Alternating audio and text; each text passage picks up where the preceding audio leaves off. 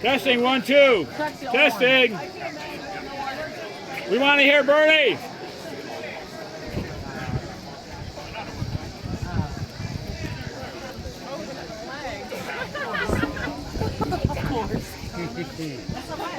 Shut up and your hands off. Are we live? We are live. It's hot. You've been waiting a long time for Bernie. And Maria Bribriesco is going to introduce Bernie. Maria is a wonderful volunteer for the Democratic Party. She served us in the United States Army as an attorney for 27 years.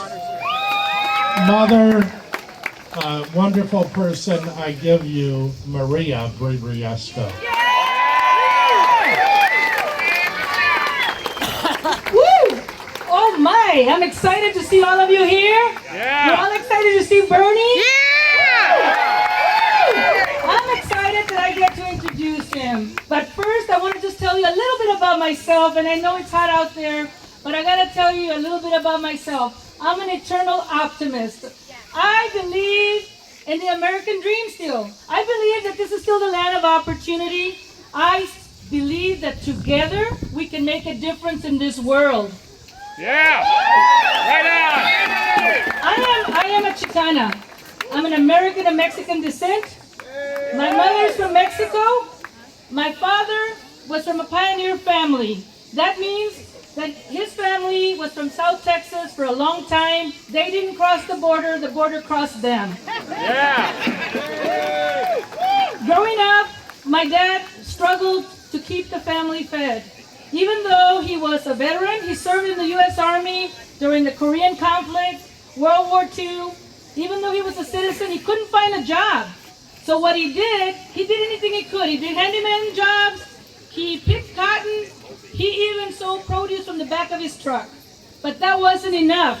The family decided then that we had to become migrant farm workers to make more money. Being a farm worker is not easy. My parents, just like all of you out there, you want better for your children. So they said to me and to my brothers and sisters, get the best education you can so that you can have a better life. I listened to my parents, but I also paid attention to what was going on around. I realized that we worked so hard and we were still living in poverty. Something's not right. Well, in the late 60s, early 70s, the Chicano movement started. Cesar Chavez started his work. And Cesar Chavez taught me two things. One, there's dignity in work. Two, there is strength in unity. So I believe united we can change the world. Right on. The main reason, and then you get to see, the main reason that I am supporting Bernie Sanders, and there's so many of them, climate change, free college for everyone. The main reason that I support Bernie Sanders is that he's the only candidate that is addressing the wealth and income disparity problem. And the corruption includes the big money. He will take on the 1%. And with our help, the American dream will become possible for all of us and not just a few of us. The man that I have the honor and great privilege of introducing has worked all his life for social and economic justice. He walks the talk. He's authentic. He means what he says and he says what he means. He's the real deal. He is the people's candidate. Please, great cheer for the next president of the United States.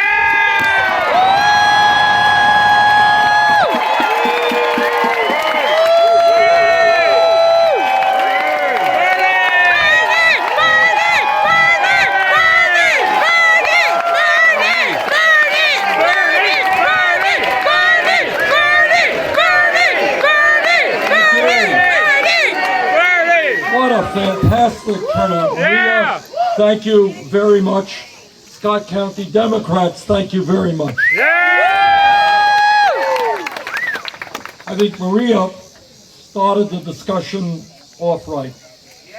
And what she said essentially is that when people stand together, no matter how strong the opposition, there is nothing nothing that we cannot accomplish. Right on, Bernie! Think of where we were 30, 40 years ago in terms of civil rights. And because of the work of Iowa, and because of people all over this country saying we're not going to judge a candidate based on the color of his skin, but by his ideas, we have elected the first African-American president.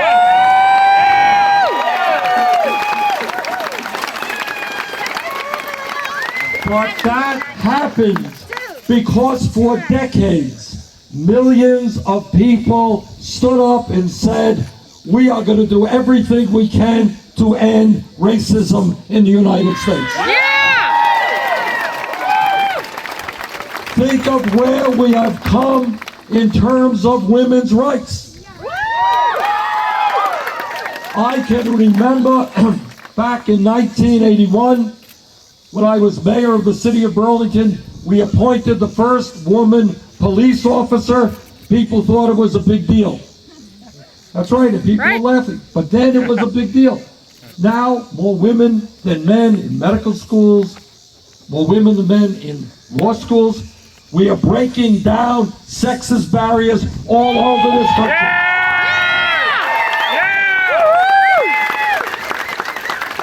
And that happened because women and their male allies stood together and said, you know what? This country is going to treat all people equally, male or female.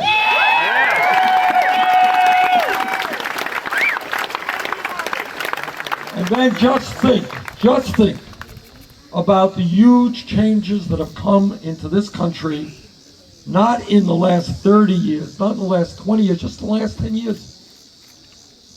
Nobody here 10, 15 years ago would have believed that in conservative states throughout America, those states would be voting or passing legislation to allow for gay marriage.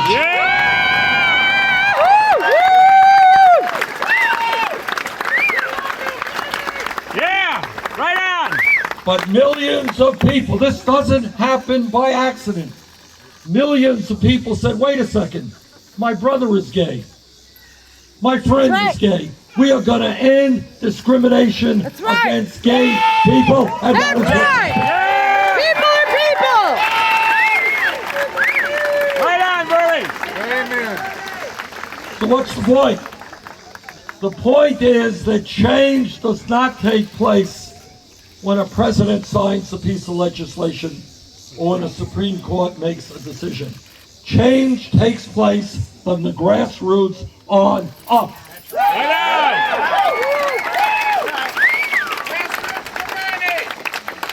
And the good news is we have made real progress in recent years in creating a less discriminatory society, and we should be proud of that. But we must also recognize that there is one area where not only have we not made progress, but we have lost ground, and that is the economic struggle.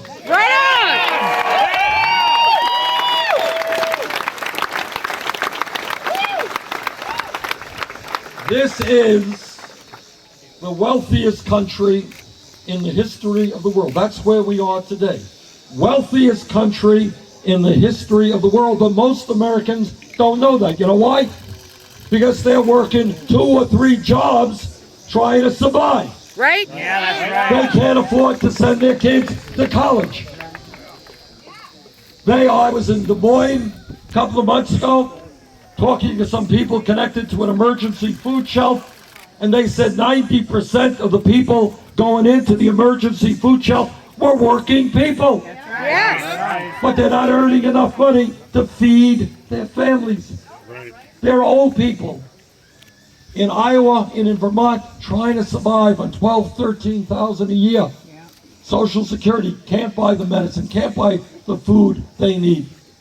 This is the wealthiest country in the history of the world, but most people don't know it because almost all of the wealth and all of the income is going to the top 1%. And what we are here to say today is enough is enough.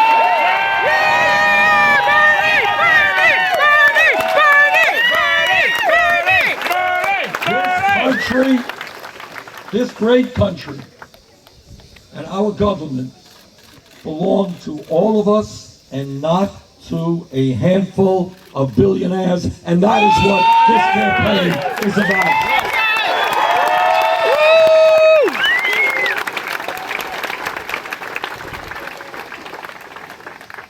I think today about my own state, and I think about Iowa, and I think about America. And I think about a middle class, a great middle class, a middle class that was once the envy of the world. Right. People all over the world look to the United States and our middle class. And today, for the last 40 years, not 10, not 20, 40 years, this great middle class has been disappearing. That's right. And meanwhile, while the middle class disappears, while we have the highest rate of childhood poverty of any major country on earth, we have seen a proliferation of millionaires and billionaires. And what we are saying today, loudly and clearly, is that we need an economy that works for working families, not for billionaires.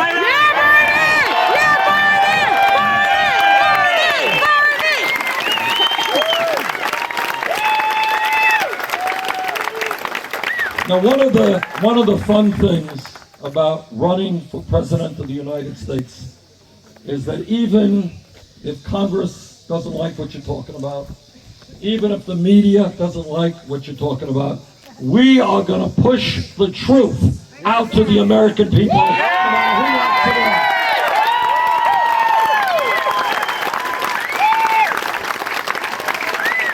wants it. And here is the truth. Here is the truth.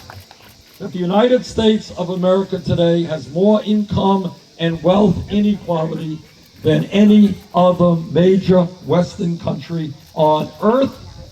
That it is worse today in terms of inequality than at any time since 1928. That if you can believe it, just listen to this.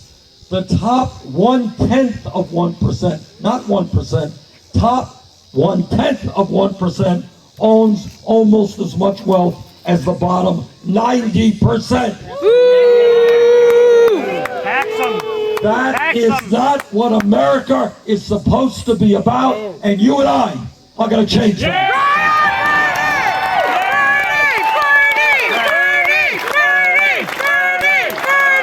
America is not supposed to be about one family, the Walton family, owning more wealth, one family, than the bottom 40% of Americans.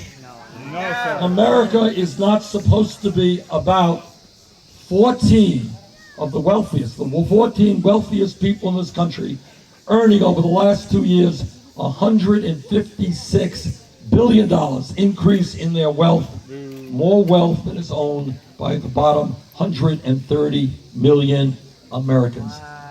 All right? That is not what this country is supposed to be about. And what our job is to do is to create an economy that works for working moms. Our job is to create an economy, that says that seniors can live with dignity.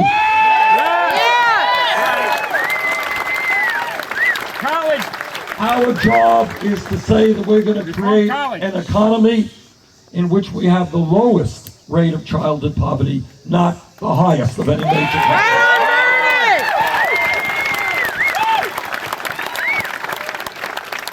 What this campaign is about is saying to the billionaire class, you can't have it all.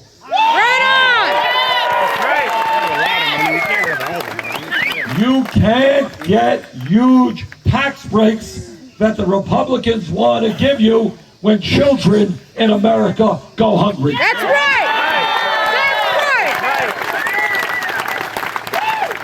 You cannot continue to ship out jobs to China when millions of Americans desperately need work in this country.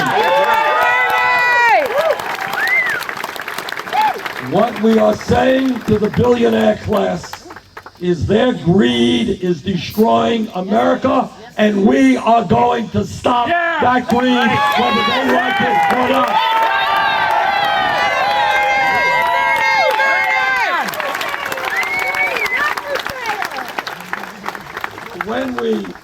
When we talk about the economy, it's important to understand that real unemployment is not the 5.3% which you read about in the papers. Hope you all know that.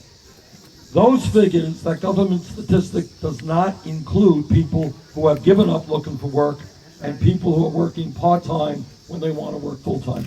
Add that all together, real unemployment is over 10%. And here's something that almost nobody talks about. We have a major crisis in this country in terms of youth unemployment. You all know that? I asked the Economic Policy Institute to do a study for me to find out what real youth unemployment was for young people who graduated high school between 17 and 20. This is what they found. If the kids are white, 33% real unemployment. Hispanic, 36%. African American, 51%. Okay. This is an issue that cannot be pushed underneath the rug. It's an issue that has to be dealt with, and I'll tell you why. Because if anybody here thinks there is not a connection between high youth unemployment and the fact that we have more people in jail than any other country, you would be sorely mistaken. That's right. That's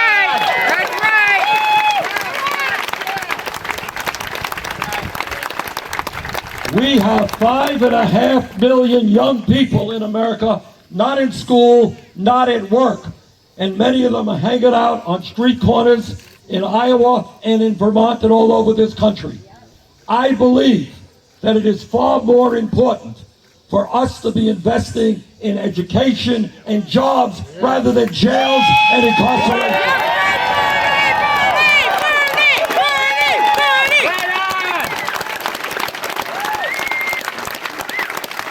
I want to get rid of this distinction of having more people in jail than other countries, and I want to replace that with the United States being the best educated country on earth.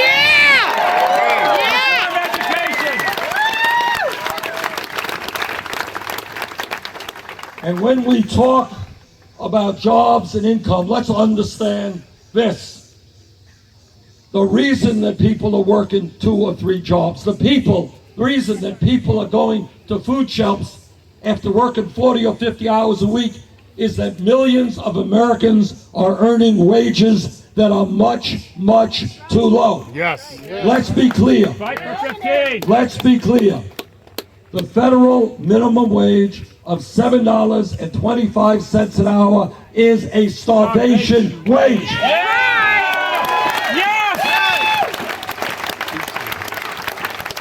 And together, we are going to raise the minimum wage to $15 an hour. Fight for 15. It is not a radical idea. It is an American idea. It is a conservative idea to say that if somebody works 40 hours a week, that person should not be living in poverty. Right on! Right on, Burley! And when we talk about wages and income, I hope every man here will stand with the women and demand pay equity for women working.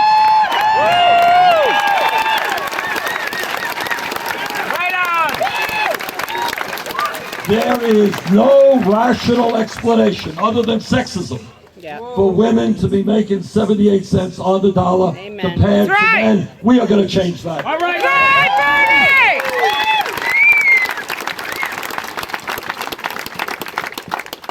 And when we talk about what's going on in America, let's talk about family values. Yes. But our family values are a little bit different than Republican family values. Right? Republican family values are about telling every woman in America that she does not have the right to control her own body. I disagree. Yeah! Yeah,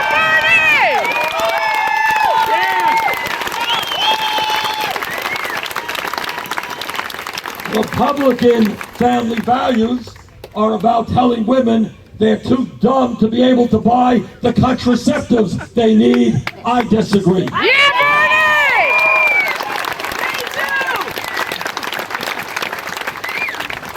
Republican family values are about telling our gay friends and our gay family members that they do not have the right to get married or enjoy the other benefits of American citizenship.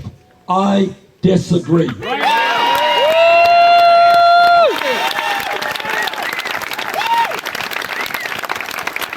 And my wife, Jane, come on up here. I'll introduce you.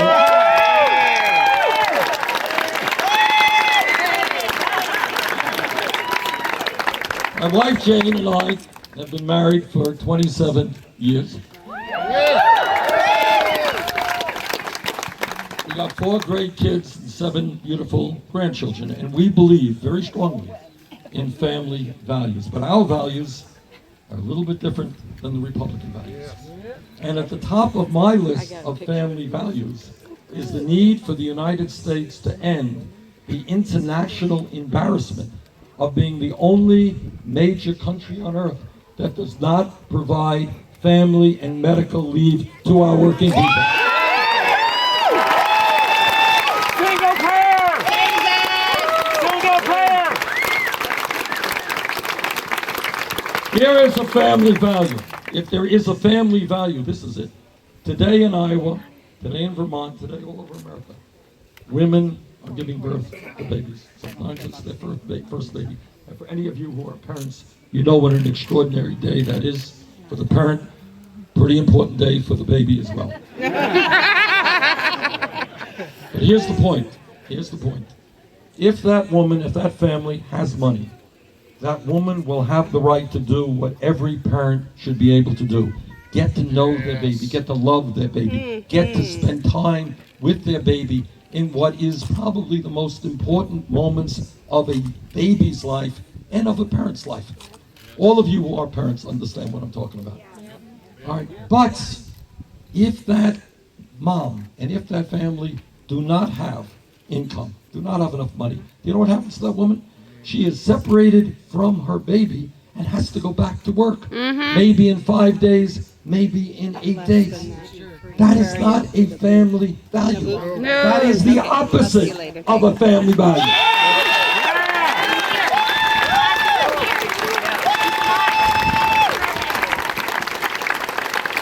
And that is why I will fight to make sure that every working family in America has at least 3 months of paid family and medical leave.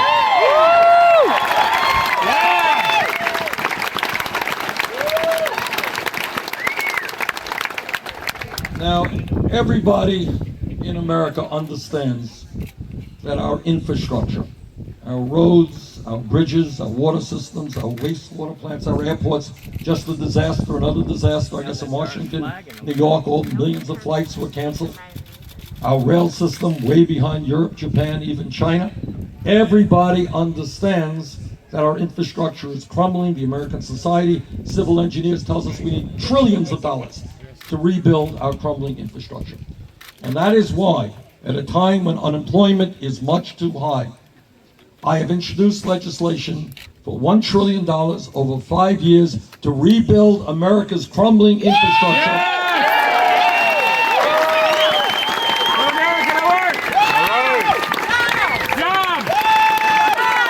And when we do that, brothers and sisters, we're going to create and save up to 13 million decent paying jobs. Think of what America looks like Think of what America looks like when our roads and our bridges and our airports and our rail lead the world, not falling further and further behind. Right on. But when we talk about jobs, it's not just creating new jobs, which we have to do. It is making sure we do not continue to lose jobs.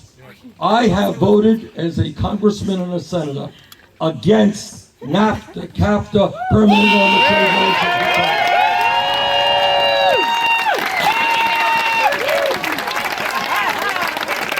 What I have understood, and most of you have understood, is that these trade agreements were written by corporate America and Wall Street.